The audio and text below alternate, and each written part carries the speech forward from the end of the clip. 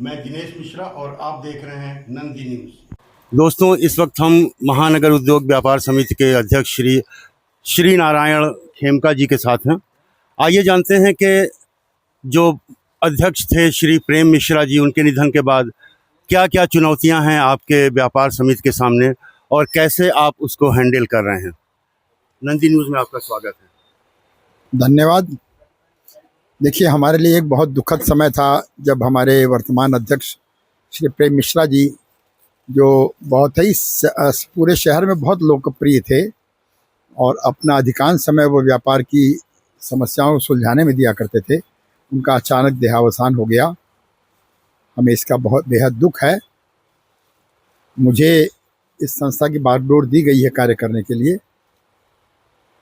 मैं यद्यपि इसी संगठन का पूर्व में 4 वर्ष तक अध्यक्ष रह चुका हूं, इसलिए मुझे सभी बातों की जानकारी है, लेकिन एक इतने कर्मठ और वरिष्ठ नेता के जाने के बाद जो रिक्त स्थान हुआ है, उसको भरने में हम लोग अपना पूरा योगदान दे रहे हैं। हमारा पूरा प्रयास है कि उनके द्वारा जो भी कार्य शुरू किए गए थे या बीच में छूट गए हैं, हम उन सब को पूरा करेंगे। और हमें ऐसा लगता है कि प्रेम मिश्रा जी हमारे सपनों को साकार करने में, चाहे सामने अपने स्वरूप में न उपस्थित हों, लेकिन उनके जो भाव, उनकी जो हमारे लिए जो एक परिपाटी बनाई थी, हम उसको निभाने में सफल होंगे। खेमका जी, आपकी नज़र में बनारस के व्यापारियों के समक्ष कौन से मुख्य समस्याएं हैं? देखिए, व्यापारी एक ऐसा वर्ग इस समय देश में है जिससे बहुत तरह की समस्याओं का सामना करना पड़ता है। आप 1-2 समस्याओं के बारे में और काशी देखिए, एक बहुत बड़ा व्यापारिक केंद्र है। मैं आपको बता दूं, काशी पिछले 500 वर्षों से भी अधिक समय से हिंदुस्तान का एक बहुत बड़ा व्यापारिक केंद्र रहा है। यहाँ ट्रेडिंग बहुत ज़्यादा रही है, इंडस्ट्रीज यहाँ बहुत ज़्यादा नहीं रही। आज इंडस्ट्रीज का भी धीरे धीरे स्वरूप बढ़ता जा रहा है, लेकिन व्यापारिक केंद्र के अंदर यहाँ पर आपको विभिन्न तरह की ऐसी चीज़ें जिनके लिए बनारस का पूरा दबदबा पूरे देश के अंदर है। आप बनारसी साड़ी कह सकते हैं, यहाँ का गल्ला बाज़ार, यहाँ का कपड़े का बाज़ार, यहाँ मिठाइयों का, यहाँ हैंडीक्राफ्ट का बाज़ार, पीतल के सामान यहाँ बनते हैं, चांदी के सामान यहाँ बनते हैं, पान का बाज़ार बहुत बड़ा है। मतलब बनारस के अंदर विविध वस्तुएं हैं जिनका बहुत बड़ा ट्रेडिंग का सेंटर है। इन सब ट्रेडिंग सेंटर में जो सबसे बड़ी सुविधा की आदमी को आवश्यकता होती है, वो होती है सुगम यातायात। जब व्यक्ति किसी व्यापारिक केंद्र तक पहुंचेगा, ग्राहक, तभी जाकर माल बिक सकता है, तभी कुछ हो सकता है। बाबा विश्वनाथ धाम का एक बहुत नया भव्य स्वरूप बन के आया, बहुत खुशी की बात है। लेकिन इसके साथ हम लोग के लिए परेशानियां भी शुरू हुई। प्रशासन ने इस तरीके की व्यवस्थाएं की कि बाबा के दर्शन करने आने वालों के कारण इस क्षेत्र के सारे व्यापारियों के पास लोगों का पहुंचना मुश्किल हो गया। सारे यातायात प्रतिबंध लगा दिए गए, जिसके कारण कोई व्यक्ति सुगमता से, यहाँ बनारसी साड़ी की गद्दियाँ जो हैं वो अधिकांशतः गलियों में हैं। यहाँ जितने बड़े बड़े व्यापारिक केंद्र हैं वो सारे दशाश्वमेध से लेकर के और राजघाट के बीच में जो हमारा पक्का महल का क्षेत्र कहलाता है, उसी में सारे व्यापारिक केंद्र हैं। जितने भी व्यापार हम यहाँ करते हैं सब वहीं पर हैं। अब यदि वहाँ लोग पहुँच ही नहीं पाएंगे सुगमता से, तो कैसे व्यापार कोई करेगा? इसी का परिणाम ये हो रहा है कि आज यहाँ के जो बड़े व्यापारी हैं वो इस क्षेत्र से अपना व्यापार बंद करके बाहरी इलाकों में चले जा रहे हैं।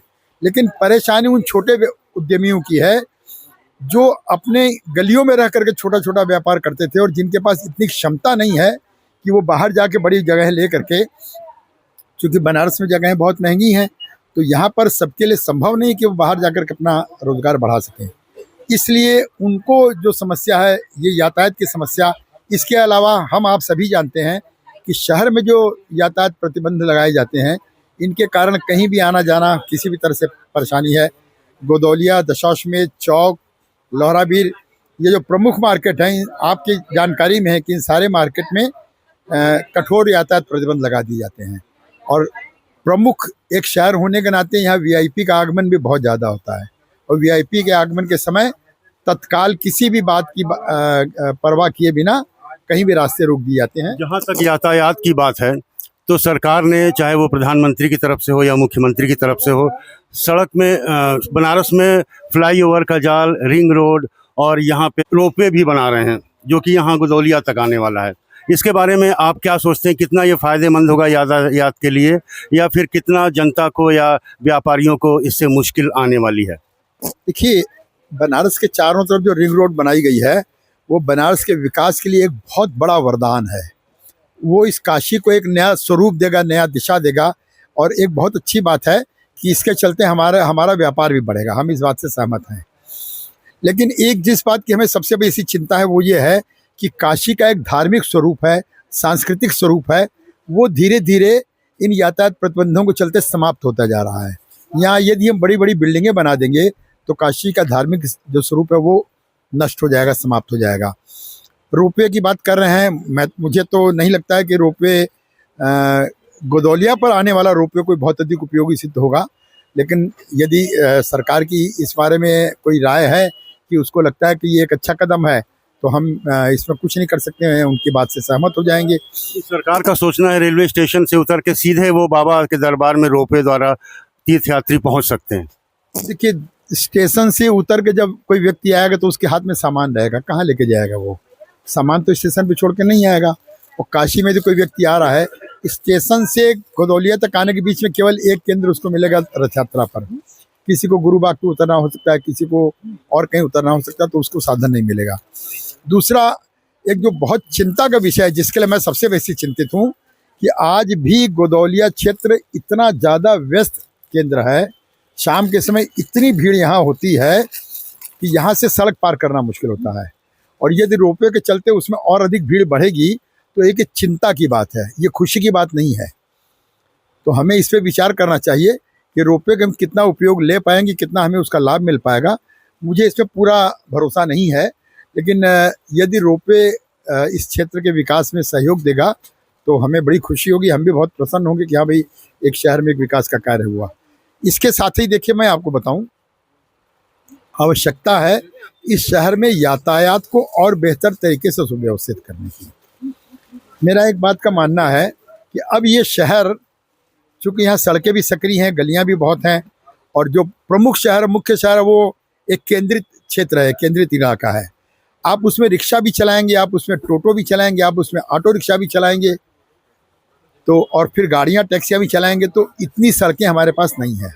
हमने कई बार अधिकारियों को बोला है कि आप टोटो, ऑटो यदि चलाते हैं तो रिक्शों को आप कुछ खास इलाकों से हटा दीजिए, जिससे यातायात फास्ट हो जाएगा, सुगम हो जाएगा। दूसरा, यातायात के लिए हमारा बार बार आग्रह रहता है कुछ स्टैंड अच्छे से बनाए जाएं, जहाँ पे कि गिने चुने टोटो हो, ऑटो हो, रिक्शे हो, जो भी हो, उनको आप खड़ा करें। और पार्किंग का इस शहर में बहुत अभाव है। जहाँ तक मेरी नॉलेज में है कि एरिया का डिवीज़न तो हुआ है टोटो के लिए कि ये टोटो इस एरिया में चलेगा, ये टोटो इस एरिया में चलेगा। ऑटो का भी इसी तरीके से हुआ है। ये बहुत अच्छा कार्य पिछले अधिकारियों ने किया है, इसकी हम सराहना करते हैं, हमने उनकी प्रशंसा भी की थी, लेकिन इसका पालन नहीं हो रहा है। अभी मड़ुआडीह से विजया सिनेमा तक बनने वाला है 4 लेन, इसके बारे में आप क्या कहेंगे? 4 लेन की तो काफ़ी प्लानिंग है, खाली इसके अलावा अन्य स्थानों पे 4 वे बनना है, बड़े बड़े बनना है। हम इसका स्वागत करते हैं, लेकिन साथ में एक चिंता भी व्यक्त करते हैं कि जब भी हम 4 लेन या जब भी सड़कें हम चौड़ी करेंगे तो निश्चित तौर पे आप हमारे व्यापारिक प्रतिष्ठानों को तोड़ेंगे। मैं इसका विरोध करता हूँ। हमें इसकी व्यवस्था ऐसी करनी चाहिए कि किसी व्यक्ति की रोजी रोटी को नुकसान न पहुँचे, उसका व्यापार भी चले और हम अपनी व्यवस्था भी बना सकें। मेरा हमेशा से यही मानना है। दाल मंडी में भी चौड़ीकरण हो रहा है, सारे दुकान, मकान, मस्जिद सब तोड़े जा रहे हैं, इस पर क्या कहना चाहेंगे आप? देखिए, दाल मंडी को चौड़ाकरण करने का सरकार का एक अपना विशेष मंशा है, एक विशेष उद्देश्य है, इसलिए किया जा रहा है। यद्यपि यहाँ व्यापारियों को तकलीफ होगी, जिनके जो मकान मालिक हैं उनको तो परेशानी नहीं होगी क्योंकि उनको तो पैसा दे दिया जा रहा है, लेकिन जो किराएदार वहाँ रहते हैं, क्योंकि छोटे व्यापारी अधिकतर किराएदारी होते हैं, वो समाप्त हो जाते हैं। तो मेरी सरकार से इस बारे में मांग है कि उन किराएदारों को कहीं अन्यत्र बसाने की व्यवस्था करने के बाद ही उस स्थान को तोड़े, तो ही इस समाज के लिए न्याय की बात होगी, अन्यथा ये अन्याय ही कहलाएगा। एक आखिरी सवाल, व्यापारी नेता होने के नाते आप बताएं कि यहाँ से व्यापारियों को जो जिला प्रशासन है या फिर मुख्यमंत्री हैं, प्रधानमंत्री हैं, यहाँ पे अगर आप अपनी समस्याएं पहुँचाते हैं तो उनका निराकरण होता है, सुनवाई होती है या नहीं होती है? देखिए, मुझे इस बात की खुशी है कि हमें काशी में पिछले कई वर्षों में बड़े अच्छे अधिकारी लोग मिले। हम अधिकारियों के पास जब भी गए हमारी बातें सुनी उन्होंने, और उन्होंने उसका हल करने का भी प्रयास किया। मैं इस बात के लिए अधिकारियों की बहुत सराहना करता हूँ। लेकिन साथ में ये अवश्य है कि हमारी बहुत सारी बड़ी बातें, बड़ी मांगें जो ऊपर से जिनको सुलझाना चाहिए, वो अधिकांशतः हमारे पास से जाती हैं और फिर गुम हो जाती हैं। उनका कोई निराकरण नहीं होता है, चाहे वो मुख्यमंत्री स्तर की हो या प्रधानमंत्री स्तर की हो। तो इसके लिए कुछ, ये काशी चूँकि एक बहुत महत्वपूर्ण स्थान है, हमारे माननीय प्रधानमंत्री जी का ये निर्वाचन क्षेत्र है, पहुंच नहीं पाती है। हमको तो ऐसा लगता है कि पहुंच नहीं पाती है। तो पोर्टल भी तो है, मुख्यमंत्री पोर्टल, प्रधानमंत्री पोर्टल, उस पर आप क्यों नहीं डायरेक्ट शिकायत दर्ज कराते हैं? हमारी शिकायतें वहाँ जाती हैं, ऐसा नहीं कि नहीं जाती हैं। और हम अपने उद्योग व्यापार मंडल के जो अन्य संगठन हैं, जैसे ये जो व्यापार प्रकोष्ठ वगैरह बने, इनके माध्यम से बात पहुँचाते हैं, पहुँचती भी हैं। लेकिन हमें लगता है कि जितना उस पर काम होना चाहिए उतने काम उस पर नहीं हो पाता है। नंदी न्यूज़ से बात करने के लिए धन्यवाद। दोस्तों, ये थे श्री नारायण खेमका जी, जो कि इस समय वाराणसी में एक प्रमुख व्यापारी संगठन के पदाधिकारी हैं। नंदी न्यूज़ देखने के लिए धन्यवाद। हमारे चैनल को लाइक, सब्सक्राइब और शेयर करें और बेल आइकन को प्रेस जरूर करें। धन्यवाद।